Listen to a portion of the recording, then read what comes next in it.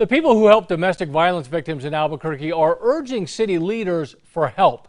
News 13's Alexa Skineski is live at APD headquarters tonight with details. Alexa?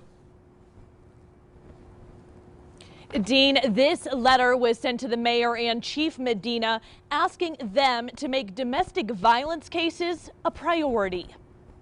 Probably tonight, somewhere within the city of Albuquerque, someone is suffering and not getting the service at the level that they deserve. Data shows globally 1 in 3 women experienced physical or sexual violence by their partner before the pandemic. And those numbers have only gotten worse, including here in Albuquerque. We see the violence is up. The violence is more intense. We are seeing an increase in sexual assault, domestic violence cases. Several groups, including New Mexico Legal Aid and Albuquerque Sane, are calling on city leaders for help. Domestic violence victim advocates sent a letter to Mayor Tim Keller and Police Chief Harold Medina asking them to create a special domestic violence unit within APD.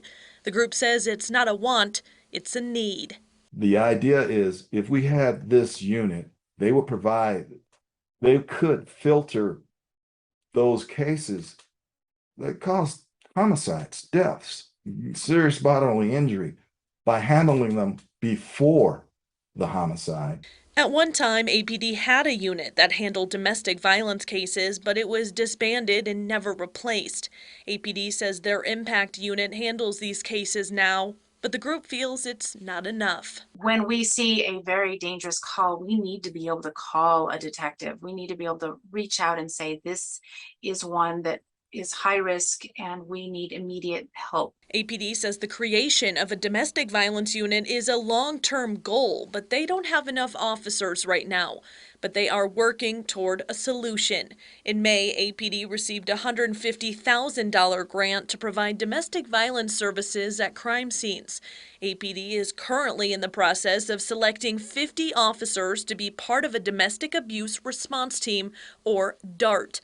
They will go through specialized training to handle domestic violence calls. Half of the population of the state of New Mexico lives within Bernalillo metro area. If we could affect how we deal with an issue such as domestic violence in a holistic manner in that area, we've got half the state done. Now you can read APD's full statement on our website, krqe.com. Dean, back to you. Alexa, thank you. Yesterday, Mayor Tim Keller and several city councilors announced the creation of a permanent domestic violence commission to study and address gaps in the system.